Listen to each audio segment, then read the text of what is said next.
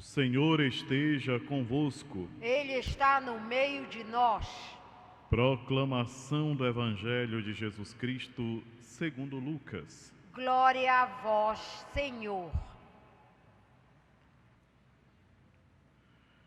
Naquele tempo, Maria disse: A minha alma engrandece o Senhor, e o meu espírito se alegra em Deus, meu Salvador.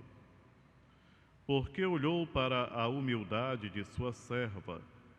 Doravante, todas as gerações me chamarão bem-aventurada. Porque o Todo-Poderoso fez grandes coisas em meu favor. O seu nome é santo, e sua misericórdia se estende de geração em geração a todos os que o temem. Ele mostrou a força de seu braço, dispersou os soberbos de coração, derrubou do trono os poderosos, elevou os humildes, encheu de bens os famintos e despediu os ricos de mãos vazias. Socorreu Israel, seu servo, lembrando-se de sua misericórdia, conforme prometera aos nossos pais, em favor de Abraão e de sua descendência para sempre. Maria ficou 3 meses com Isabel. Depois voltou para casa. Palavra da salvação. Glória a vós, Senhor. Aleluia, aleluia, aleluia, aleluia.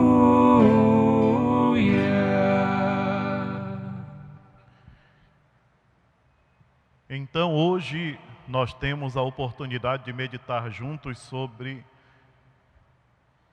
as palavras de Nossa Senhora no canto do Magnífica. Ontem nós refletimos sobre o encontro dela com Isabel, no momento em que a criança percebe a presença de Deus e fica tão alegre que se agita no ventre da mãe. E na continuidade hoje nós meditamos as palavras que Nossa Senhora pronunciou para poder externar toda a sua gratidão a Deus. As palavras de Maria são as palavras da humanidade que reconhece a grandeza de Deus. As palavras de Maria são as palavras dos filhos e filhas que sabem o quanto a misericórdia de Deus é grande. Nesse período em que nós falamos tanto em misericórdia, tem algumas pessoas, sobretudo pessoas de má vontade, que até fazem uma piadinha dizendo: não, agora se perdoa tudo, é o tempo da misericórdia. Para quem conhece a doutrina e para quem sabe muito bem como a igreja se pronuncia a esse respeito, iluminada pelo Evangelho, pela palavra de Deus, tem 2 maneiras de pecar contra a misericórdia. Uma é duvidando e a outra é agindo de maneira confiada. Aquele que diz assim: eu vou pecar, no final Deus me perdoa. Já ouviram quem fala assim? Eu já ouvi. Eu vou fazer errado, no final peço perdão a Deus e Ele me perdoa. Não é o ano da misericórdia aí? Meu Deus do céu, como o ser humano pode ser lento para entender as coisas. Então são 2 as maneiras. A primeira é aquele que pede perdão, mas não acredita no perdão que recebeu. Quantas vezes nós nos deparamos com isso no confessionário? Pessoas que confessam o mesmo pecado, 30, 40 anos, confessando o mesmo pecado que fez no tempo que era ainda adolescente, ou jovem, ou adulto e tal, E por mais que o padre oriente dizendo, você já confessou, não precisa mais confessar o pecado que foi confessado. Não, mas eu quero me confessar porque eu não sinto que foi perdoado. Digo, olha o pecado grande. Então não confia no sacramento.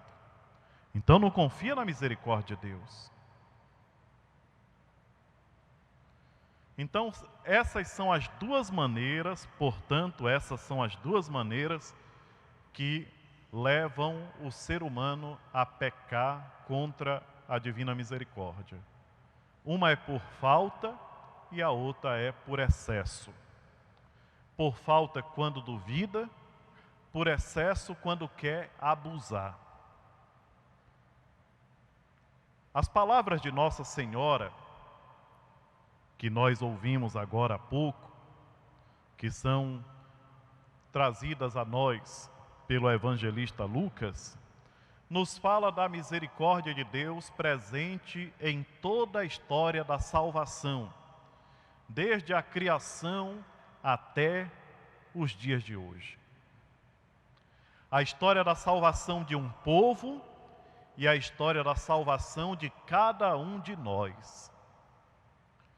E tem uma coisa nesse canto de Nossa Senhora que me toca o coração, e eu queria que quem está aqui na igreja, quem nos acompanha, prestasse bem atenção.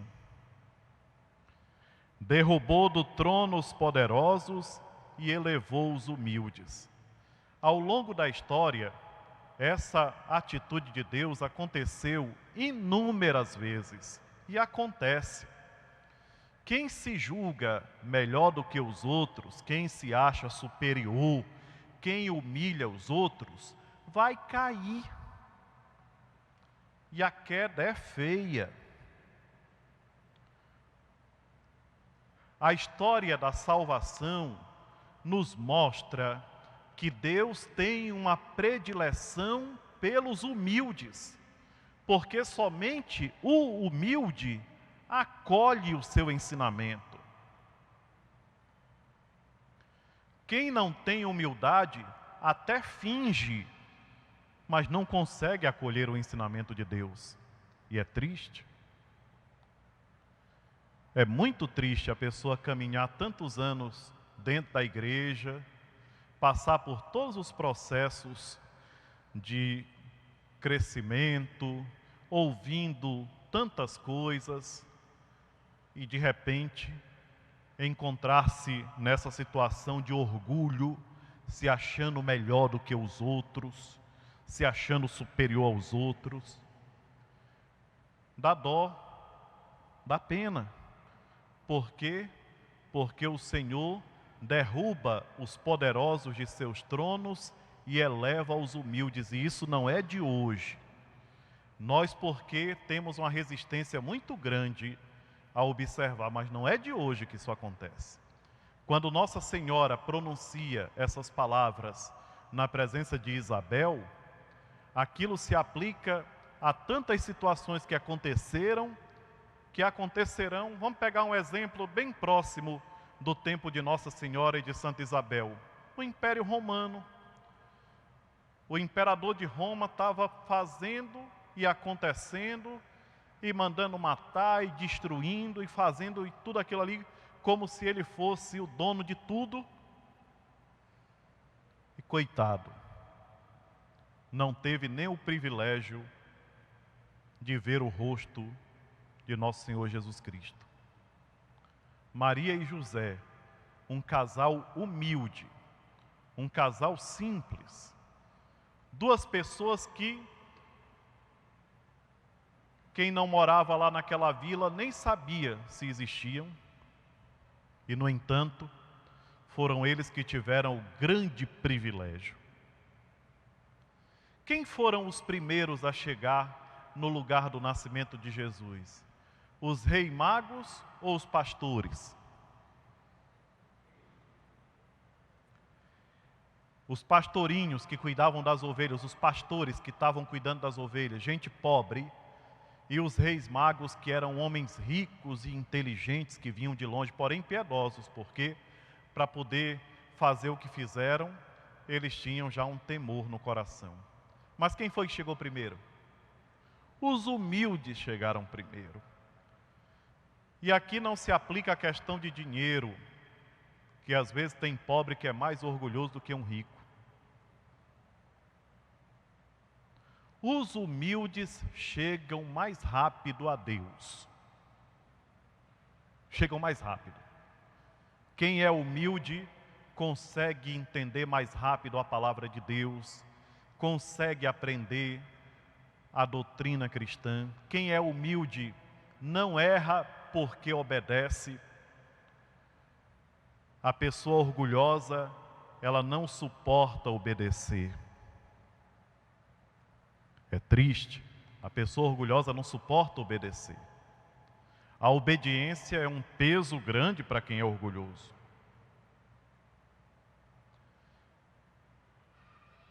E um dos ensinamentos que nós temos também nesse ano da misericórdia vem daquela frase de Santa Faustina, que nós já conhecemos, já ouvimos em tantas ocasiões, eu já repeti umas 4 ou 5 vezes aqui, mas repito agora porque tem tudo a ver com o que nós estamos falando.